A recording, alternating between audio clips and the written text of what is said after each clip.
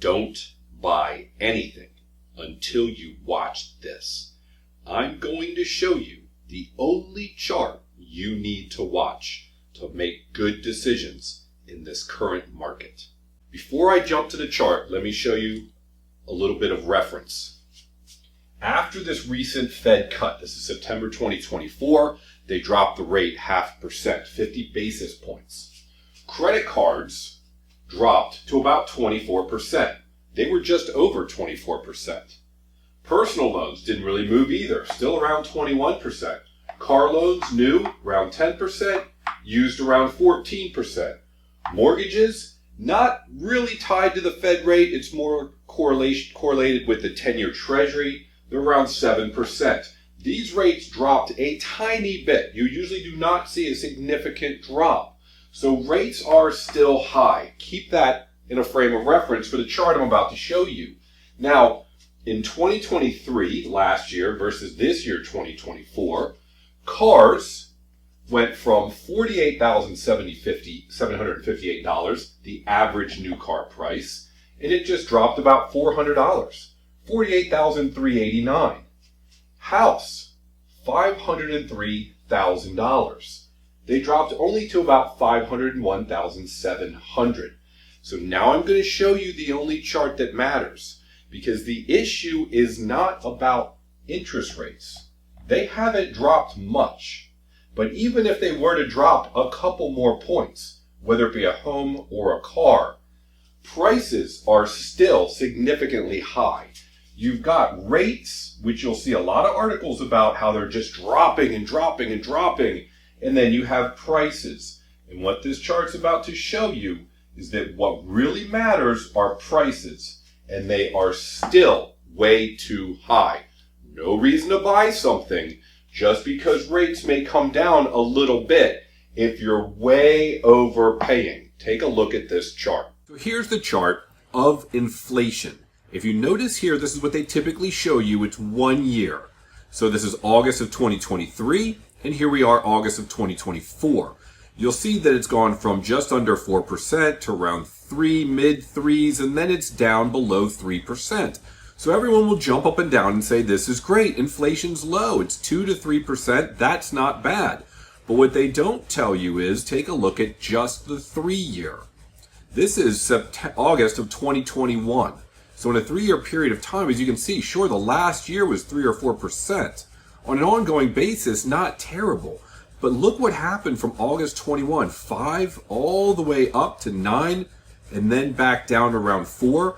So these price increases have never gone away. While this might only be 2.5% year over year, the last 12 months on a monthly basis, how much is it going up? But these prices never went away. If you look at 10 years in the past, this is 2019, 2018, 2017, you're looking at times over here, you actually had negative inflation or zero inflation, and then very little in the 1s and in the 2s. So the issue is, even though the media will say, well, inflation this month is really low, it's really come down, but these prices never went away. So that's why you will see on the prices I'm about to show you that things like housing, it went up during this time period, and it's 30% overvalued. And that's why those prices need to come down. It's not the inflation month to month.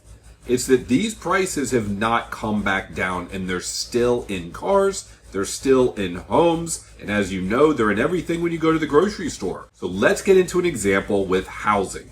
Now stick around to the end. You'll see this video pop up, which will explain why now is not the time to buy a house. Now let me give you an example with what you just saw, that prices and inflation, because it hasn't come down lower and brought prices down at all, those elevated prices are still there. Look at these first two numbers here. A $400,000 home, let's say that's what you're looking at. Now, if it's currently 30% overvalued, and those are the numbers if you look online, pre-pandemic, they're 30% overvalued. So, a couple years ago, this $400,000 house was only $300,000. Let's look at current rates. $400,000 current price. You're going to end up paying $958,000. That's just principal and interest, not taking into account real estate taxes and all that sort of thing. Just principal and interest, $958,000. Even at 7%, if the home was back to pre-pandemic prices, in other words, it's not 30% overvalued, you'd be getting the home at $300,000. You would pay $718,526. You would save basically $240,000 if you wait until this house is back to pre-pandemic prices. Now, just to show you, that's the difference in pricing. The difference in pricing is making this much of a difference. Now, the $400,000 home, if rates come down and down and down and down and down, you get back to 5%. And by the way, if you look over time, 6% is a great rate. The fact that we had 2 and 3 and 4, that's really an anomaly.